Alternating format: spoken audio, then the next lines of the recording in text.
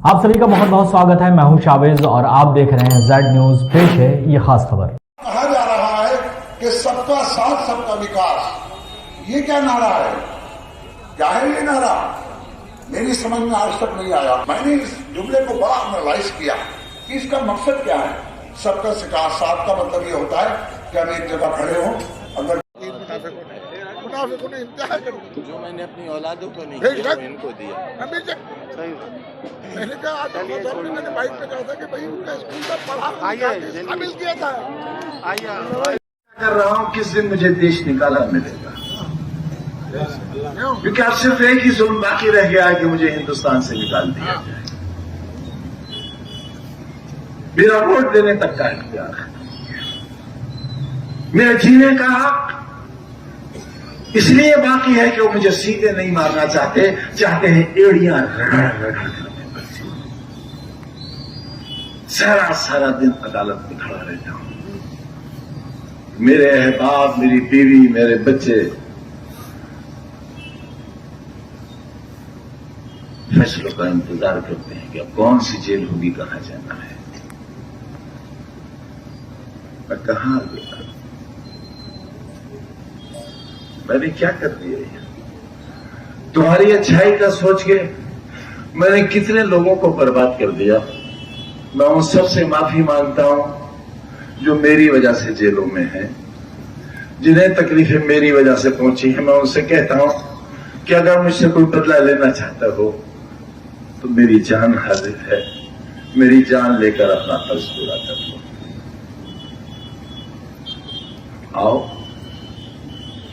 आओ मारो मुझे, पथराव करो मेरे ऊपर, कोई तमंचा निकालो।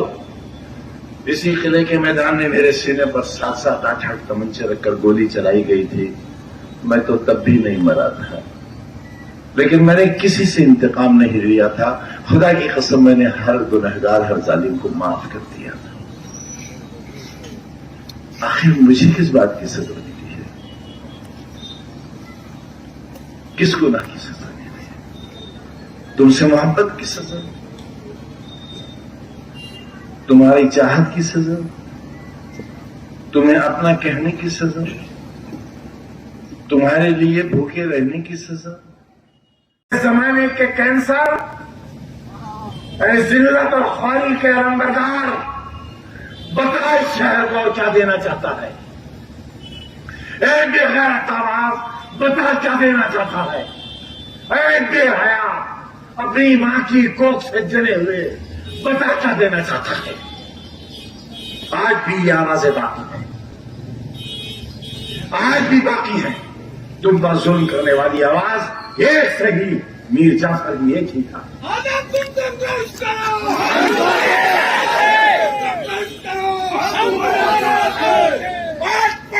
मेरी मौत चाहते हो? मेरी मौत चाहते हो? मारो मुझे, मार दो गोली यहां मुझे। खुदा की कसम, वो मौत मेरी जिंदगी की तकलीफों से सस्ती होगी और अच्छी होगी। मेरे पूरे घर को मार दो। तुम्हें मालूम है जुल्म के कितने पहाड़ सह रहे हैं हम।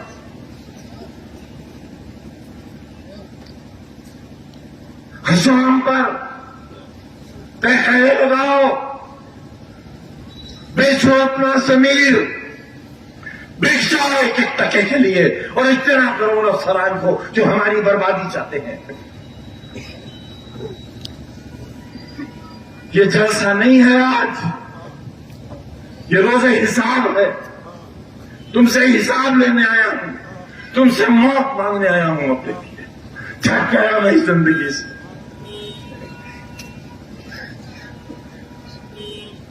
अजहर खान जेल में बंद है, उनकी एरिया के आंसू नहीं देखे जाते मुझसे। जेल में बच्चे बंद है बेगुनाह, किसी ने मशीन नहीं चुराई है, किसी ने फर्नीचर नहीं चुराया है। मैं लाता था कलकत्ते से ट्रक के ट्रक भर के फर्नीचर के, पुराने कबाड़ के, उनकी मरम्मत कराता था, उन्हें पॉलिश कराता था और तुम्हारी उस यूनिवर्सिटी में उन्हें सजाता था। पुलिस उन्हें उठाकर ले गई, हमें डाकू और चोर बना दिया। जीना चाहूंगा ऐसी जिंदगी ना, हराम है खुदकुशी, इसलिए जिंदा हूं, इसलिए जिंदा हूं क्योंकि खुदकुशी हराम है। बड़ी मेहनत से तुम्हें पार्लियामेंट की सीट जीत कर दी थी। किससे जीती थी मैंने? हिंदुस्तान की एक बहुत मशहूर फिल्म अदाकारा से, जिनका बहुत ग्लैमर था रामपुर में। दो बार की सांसद रही हुई, उत्तर प्रदेश में भाजपा की सरकार, केंद्र में भाजपा की सरकार, इसके बावजूद आजादी के एक लंबे सफर में 1947 के बाद आपकी झोली में लाकर डाल दी थी ये सीट, तकरीबन 1.5 लाख वोटों से जीतकर। और उस वक्त जबकि 1.5 लाख वोटों की बेईमानी भी हुई, मगर आपने उसकी कदर नहीं की, ठोकर से मार दिया आपने उसे।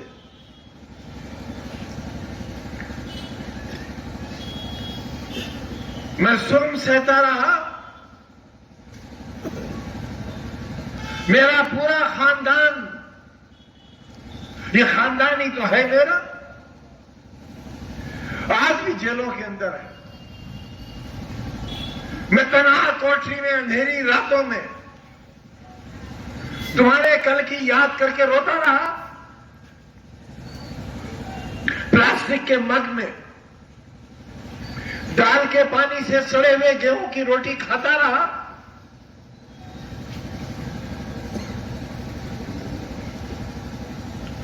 और ख्वाब देखता रहा कि आप हिफाजत करोगे, मुहाफिज बनोगे। मुझे तो सजा मिल गई, बच्चों की आप भी नहीं। और याद रखना, मेरी सजा तो कब्र में मेरे साथ चली जाएगी, मगर तुम्हारे गुनाह की सजा कई नस्लें भुगतेंगी। आखिरत में जवाब नहीं दे पाओगे। मैं जब एम्बुलेंस से अपनी जिंदगी और मौत की सांसें गिन रहा था और सीतापुर जेल से मुझे निकाला गया था, यह सोच करके मैं जेल के अंदर न मर जाऊं, सीतापुर की सरहदों के बाहर जाकर मरूं, उस वक्त भी यह कलम मेरी जेब में लगा हुआ था, यही कलम था। अपने लिए नहीं, तुम्हारे बच्चों के लिए। मैं तो पढ़ चुका। मेरी सांसें क्यों छीन ली आपने? 27 महीने की तन्हा कोठरी की कैद क्यों दी आपने हमको? क्या गलती थी हमारी? क्या खता थी हमारी? गुनाह बताओ हमारा, क्यों हुआ हमारा दुश्मन? सरकार क्यों दुश्मन हुई मेरी? मेरी जान की दुश्मन क्यों हुई? मुझे क्यों जेल में जहर दिया गया? बताओ मुझे क्यों जहर दिया गया? 2 दिन तक कोरोना के भयानक मरीज को जेल के बाहर क्यों नहीं जाने दिया गया ताकि मैं मर जाऊं? क्यों आखिर किया आपने मेरे साथ ऐसा? मैंने तो तुम्हारे लिए एक ऐसा शानदार अस्पताल बनाया था जहां इतनी ऑक्सीजन का इंतजाम था कि पूरे मंडल के मरीज आप बुलाए थे। ये थी मेरी सोच उस वक्त जब कोरोना का नाम कोई जानता तक नहीं था। मैं तुम्हारे लिए एक ऐसा मेडिकल कॉलेज बना रहा था जहां दुनिया भर के लोग आते हैं। तुम्हारे मरीजों को दिल्ली और बंबई न जाना पड़ता। तुमने क्यों नहीं बनने दिया उसे? हाथ उठाकर बताओ, कितने लोगों ने जवाहर यूनिवर्सिटी को चंदा दिया है? तो बताओ हाथ उठाकर। एक डूबकर मर जाऊं मैं शर्म से। मैं तुम्हारे कल के लिए दर दर की ठोकरें खाता फिरा, भीखे मांगता फिरा, दामन फैलाता फिरा कि मेरे बच्चों के लिए इदारा चाहिए। तुमने नहीं दिया। मैं दुनिया भर से मांग के लाया और आज ईडी की जांच चल रही है मेरे ऊपर, हथकड़ियां इंतजार कर रही है मेरा। इस उम्र में कैद की कोठरियां मेरा इंतजार कर रही हैं तुम्हारे बच्चों के मुस्तकबिल की खातिर। ये दिया तुमने मुझे, और क्या देना चाहते हो? बेगैरत आवाज, और बता क्या देना चाहता है तू? इस जमाने के कैंसर, जिल्लत और ख्वारी के अलंबरदार, बता इस शहर को क्या देना चाहता है? बेगैरत आवाज, बता क्या देना चाहता है? बेहया, अपनी मां की कोख से जले हुए, बता क्या देना चाहता है? आज भी ये आवाजें बाकी हैं, आज भी बाकी है। तुम पर जुल्म करने वाली आवाज एक सही, मीर जाफर भी एक ही था।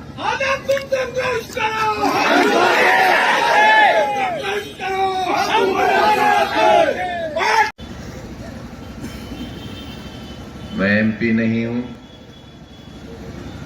गुजरे हुए कल का वजीर नहीं हूं, एमएलए नहीं हूं, और यहां तक कि मुझे वोट देने का हक भी नहीं है। देखे थे हमने जो वो हसी ख्वाब क्या हुए, वो वादा अतलसों का ख्वाब क्या हुए। हमसे तो बहुत वादे किए थे बापू आपने, मुल्क को आजाद कराने वालों, बहुत वादे किए थे। और हमारे उलमा ने फांसी के फंदे चूमे थे, उनकी कुर्बानियां इतनी थी कि गड्ढे पट गए थे और टीले बन गए थे उनकी लाशों से। उनकी हवेलियों के दरवाजे उनकी लाशों से सजा दिए गए थे। एक मीर जाफर ने किले का दरवाजा खोल दिया था और वक्त का टीपू सुल्तान अपने तमाम साथियों के साथ शहीद हो गया था। ये वो दिन था जब अंग्रेज हिंदुस्तान में दाखिल हुआ। तारीख फिर अपने आप को दोहराती है। बहुत नाराज रहते हैं आप लोग हमसे। आपसे मुराद आप नहीं, वो लोग जो मुनाफिक हैं, जो अपने आप के दुश्मन हैं, अपने कल के दुश्मन हैं, अपनी नस्लों के दुश्मन हैं।